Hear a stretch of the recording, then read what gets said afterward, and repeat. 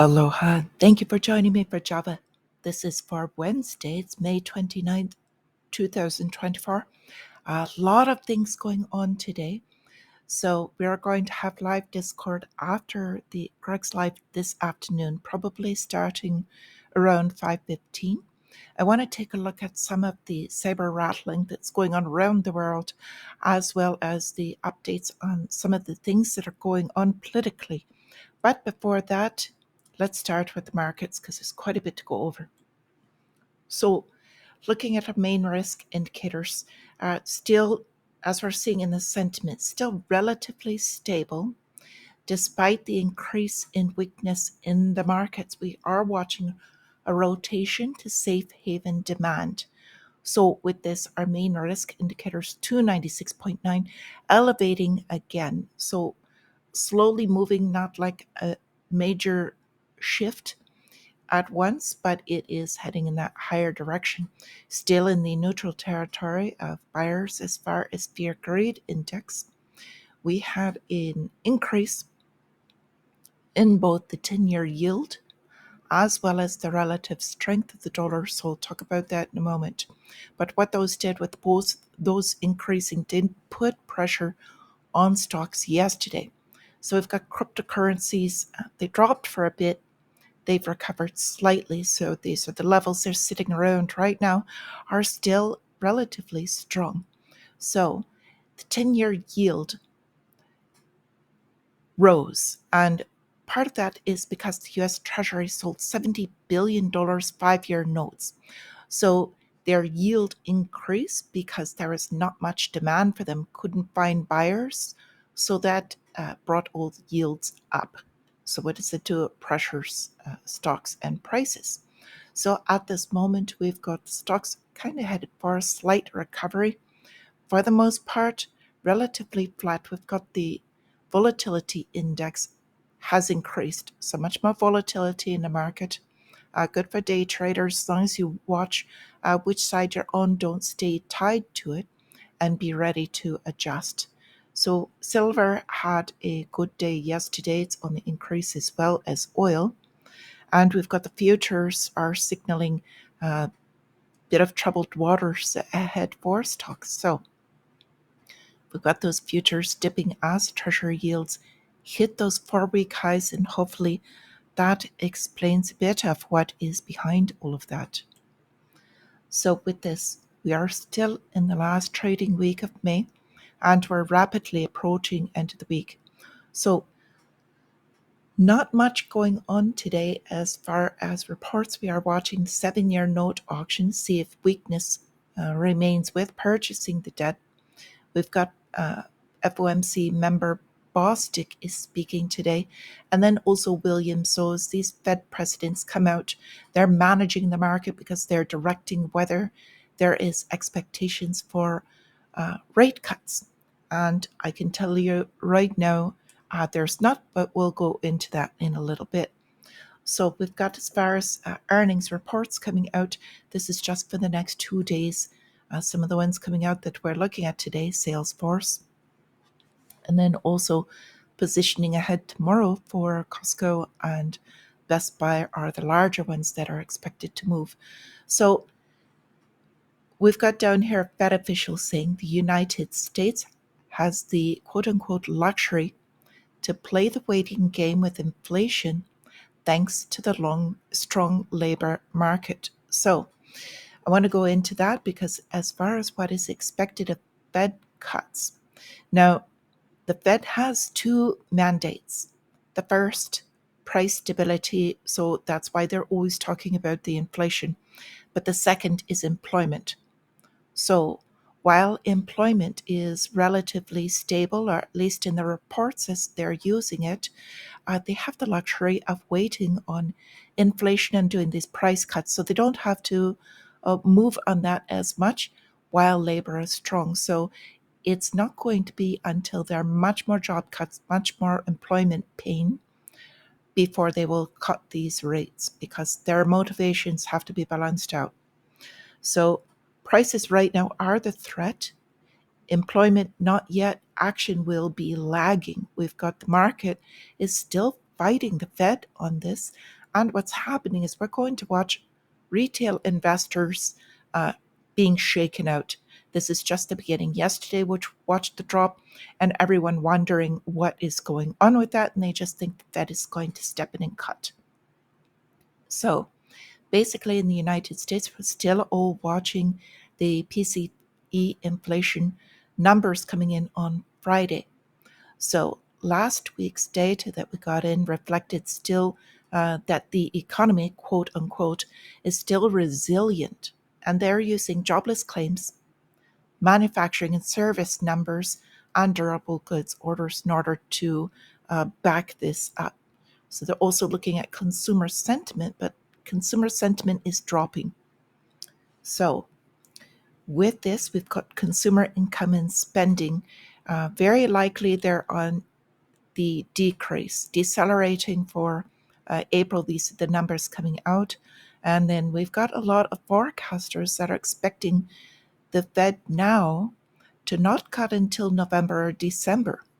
So they're hoping this will follow through to loans, for instance, mortgage loans. So the truth is that when the Fed does eventually cut, there will be an initial spike in the market, which will rapidly dwindle, and that is when the real pain begins, because this will be in an environment again of high unemployment. So it's not going to happen until this unemployment rate is higher. And since they are kind of reporting these numbers differently, it's going to be much higher than what they're saying. So with this, let's move on. I've got a few individual stories. The first is American Airlines dropping its upbeat profit guidance. So last night afterwards, as soon as they said this, the stock dropped 6%. And this is following through with all of the airlines, including United, Delta, and across the board. So with this, we've also got ConocoPhillips have put out a deal offered by Marathon Oil, and this is also kind of giving a boost to some of the other prices stocks in oil. We've got Campbell. This is the infamous soup company in the United States, is cutting 415 jobs. It's a significant number in the company because they are restructuring their manufacturing plants. And this is kind of negative harbinger for the food sector here. So with this, wanted to mention, along with the airlines, we've got the U.S. Treasury setting $492 million minimum price on the airline warrants auction. So what this is, basically, is that they are selling the shares in the United States Airlines that they received in exchange for the C-19 assistance that was given out. So when the cough came out, shut down the airlines, they all had trouble. So all of these air carriers got bailouts in 2020, 2021. So now they've got to repay $14 billion of that total. So Treasury received stock and share price at the time of this. So we're going to be watching this starting next Monday. So carriers didn't comment on this, but we're also going to watch that play into some of these weaknesses. Okay, so on another kind of sector, if you will, Boeing has been in the news quite a bit lately, but I've been talking about this, that the airlines are only a portion of their business, less than 40%. They've got huge government contracts, and they just won $7.5 billion contract from the Air Force for guided bombs. So they'll be in the news very soon here as well. We've got Goldman Sachs shifting their interest rate outlook, and we're just taking a look at why that is. So hopefully this all brings a bit of understanding of what's going on behind these moves, so you're not surprised. Okay, with this, we've got a few other stories that we're watching. The first is this whole bird flu going on, killing 4.2 million chickens. This is highly inflationary for the price of food, but more important than that, they've come out with a jab for the chickens for laying hens. This is going to affect going straight into the eggs and into the meat. So if you're eating these, more important than ever to know what your source is and support local farmers. So we got a couple of other things. A large one in the economy, the driver, is of course housing. We've got this story coming out that it's not going to be pretty. C19 era again, home buyers, anyone that purchased on an adjustable rate mortgage, their loans are now due to reset, and 70% of the holders are worried about being able to make their payments because they're going to be forced into these higher mortgage payment rates. So with this, we've also got talking about radar showing severe storms spreading across the United States. This is raising insurance costs aside from the deaths that these tornadoes ravaging this area of the United States have caused. All of the damage, destruction is very sad. And these companies that are increasing these weather modification, namely Solar and WeatherMod LLC, I think should be looked at much more closely. Okay, so moving over to cryptocurrency, and BlackRock, the large holder of most major corporations, is now overtaking GBTC, which is actually a Canadian-owned company, as the world's largest Bitcoin ETFs. They are purchasing a Bitcoin hand over fist, and the price is set to increase. So with this, let's move over to really the true driver of the real economy right now is war. We are headed towards draft. I cannot emphasize that strongly enough. Had people counter this, but we'll see. So with this, we've got NATO on deck. Ukraine is getting F-16 fighter jet boost from NATO allies driving them in. We've got France and Germany extending support to Kyiv. They are saying basically their long-range weaponry can be used for strikes inside of Russia. This is completely dangerous and, in my opinion, very reckless.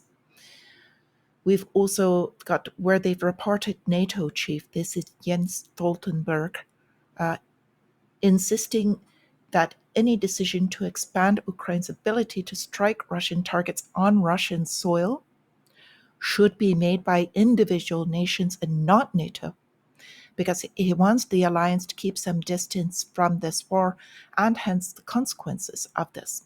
So he says that first, politicians throw this idea out into the information space, meaning social media, to see the reaction of the people, and then after that they decide whether they will allow or not.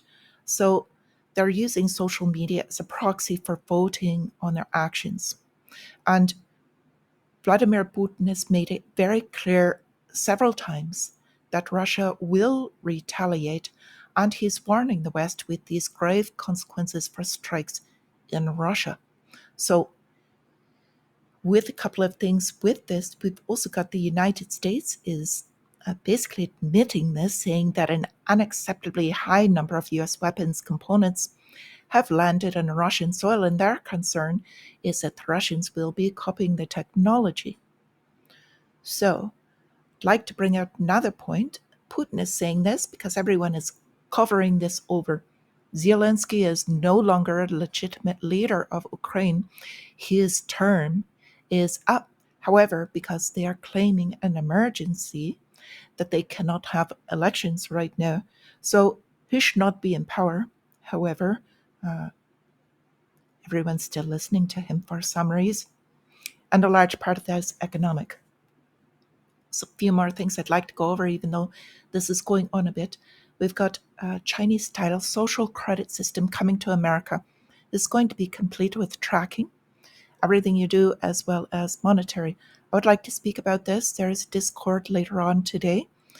We've also got China's space plane released a mystery object into Earth's orbit. So they're kind of speculating. All of the evidence they see at the moment is suggesting it's for surveillance. So we've also got Israel launching a digital shekel, CBDC, experiment for payments. This is on the backdrop of this credit system. We've got two more basically big stories that are tied in together. The first is Thailand touting a new digital nomad visa extendable for nearly a year. So this is appealing to all the foreigners to go there, as well as this story of an Asian powerhouse declaring intention to join BRICS. They're talking about Thailand. So if they do indeed join BRICS, that could be a very interesting place to do a little bit more research on. So with this, wanted to talk about this little metal fishy here. It's underwater espionage revolution robofish hitting the military market. So he's equipped with various sensors and global visual control technology. The battery lasts 6 to 8 hours, as they say. Emphasize its realistic appearance is basically ideal for marine biology research, and it's geared towards a freshwater fish right now. So right now they're saying the untrained eye won't notice the difference between an ordinary fish and the robot, but it's made for freshwater fish that mimics freshwater lakes and streams. So catch an odd fish, take a second look. With that, I'd like to go into back to our herbals. Growing parsley is much more beneficial than just sitting on the side of your plate. It's a very powerful alkalizer, which is helpful in cancer prevention as cancer cells don't thrive in alkaline environments. It also helps fight viruses, bacteria, parasites, so antimicrobial. And it also has a load of wonderful vitamins, boosting immune system, high in vitamin C. So something good to look at. Regulates blood sugar. So with that, it's also easy to grow in potted environment. With this, I wish you all a wonderful Monday, a green day if you're trading, a little bit of caution out there. And I hope to see you in the live Discord a little bit later. Live link in the description. So until I see you again, my friends, stay free.